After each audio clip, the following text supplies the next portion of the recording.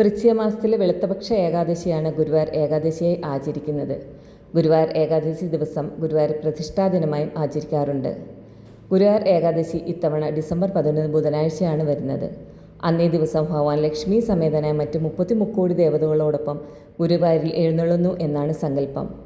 ഏകാദശികളിൽ ഏറ്റവും വിശിഷ്ടമാണ് വൃശ്ചിക മാസത്തിലെ ഗുരുവായൂർ ഏകാദശി.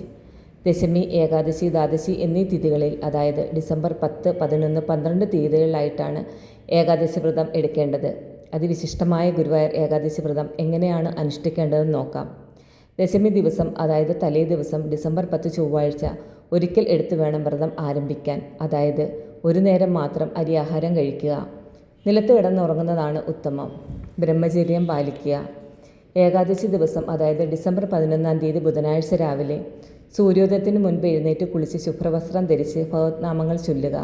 വിഷ്ണു സഹസ്രനാമം, ഭഗവത്ഗീത, നാരായണീയം, ഭാഗവതം തുടങ്ങിയവ ചൊല്ലാവുന്നതാണ്. ഇതൊന്നുമല്ലെങ്കിൽ നമുക്ക് ഓം നമോ ഭഗവതേ വാസുദേവായ എന്ന മന്ത്രവും ഹരേ കൃഷ്ണ കൃഷ്ണ കൃഷ്ണ ഹരേ ഹരേ എന്ന മന്ത്രവും നാരായണ നാമവും ജപിക്കാം. ഭഗവത് കീർത്തനങ്ങൾ കേൾക്കുകയും വിഷ്ണു ക്ഷേത്രത്തിൽ ദർശനം നടത്തുകയും ചെയ്യുന്നത് ഉത്തമമാണ്. ക്ഷേത്രത്തിൽ ഭഗവാന് 4 പ്രദക്ഷിണമാണ് വെക്കേണ്ടത്.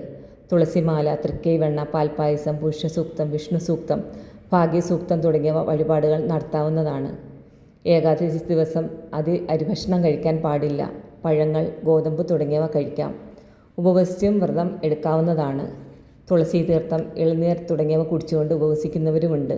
അത് പറ്റിയില്ലെങ്കിൽ ഉച്ചയ്ക്ക് ഗോതമ്പ് കൊണ്ടുള്ള ഭക്ഷണം കഴിക്കാവുന്നതാണ്. ദിവസം മുഴുവൻ ഭക്ഷണം ഉപേക്ഷിച്ച് ഭഗവത്നാമം ഉരുവിട്ട് വ്രതം അനുഷ്ഠിക്കുന്നത് 7 ജന്മങ്ങളിലെ പാപങ്ങൾ ഇല്ലാതാകും എന്നാണ് പറയപ്പെടുന്നത്. സർവ്വപാപങ്ങളും ഇല്ലാതാകാൻ, മോക്ഷദായകനായ ഗുരുവായൂരപ്പൻ്റെ അനുഗ്രഹം ഉണ്ടാകാൻ ഏകാദശി ദിവസം പൂർണ്ണമായും നാമജപം നടത്തുക. പകലുറക്കം നിർബന്ധമായും ഒഴിവാക്കുക. മനഃശുദ്ധിയോടും ഭക്തിയോടും കൂടി അനുഷ്ഠിക്കുന്ന ഏകാദശി വ്രതം രോഗശാന്തി, മനഃശാന്തി, കുടുംബസ്വസ്ഥത, ആയുരാരോഗ്യം, സമ്പത്തും കീർത്തിയും, ശത്രുനാശം, സന്താന സൗഭാഗ്യം തുടങ്ങിയവ അനുഭവിക്കുന്നതിന് ഇടയാക്കും.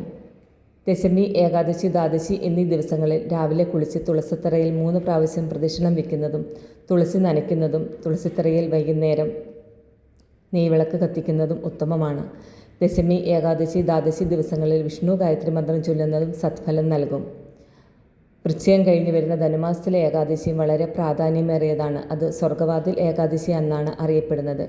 ഏകാദശിയുടെ പിറ്റേ ദിവസം, അതായത് ദ്വാദശിയുടെ അന്ന് ഹരിവരാസര സമയത്തിന് ശേഷം മലരും തുളസിയിലയും ഇട്ട് തീർത്ഥം സേവിച്ച് പാർന്ന് വീടുക.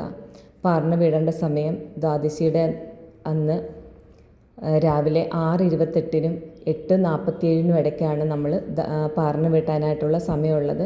ആ സമയത്ത് നമുക്ക് തുളസി തീർത്ഥം അല്ലെങ്കിൽ നമുക്ക് ക്ഷേത്രത്തിൽ പോയിട്ട്, അടുത്തുള്ള ക്ഷേത്ര ദർശനത്തിന് പോയിട്ട് അവിടുന്ന് നമുക്ക് അവിടുത്തെ തീർത്ഥം വാങ്ങിയിട്ടായിരുന്നാലും നമ്മുടെ ഈ ഒരു പാർന്ന് വീട്ടാവുന്നതാണ്. ഏകാദശി വ്രതത്തിൻ്റെ ഫലങ്ങൾ എണ്ണിയാൽ തീരാത്തത്രയാണ്. ഏകാദശി ദിവസം ഗുരുവായൂരിൽ എത്താൻ കഴിയാത്തവർ അടുത്തുള്ള വിഷ്ണു ക്ഷേത്രത്തിൽ തീർച്ചയായും ദർശനം നടത്തുക. എല്ലാവർക്കും ഏകാദശി വ്രതം എടുക്കാൻ ഭഗവാൻ അനുഗ്രഹം തരട്ടെ. ഹരേ കൃഷ്ണ, ഹരേ ഗുരുവായൂരപ്പ.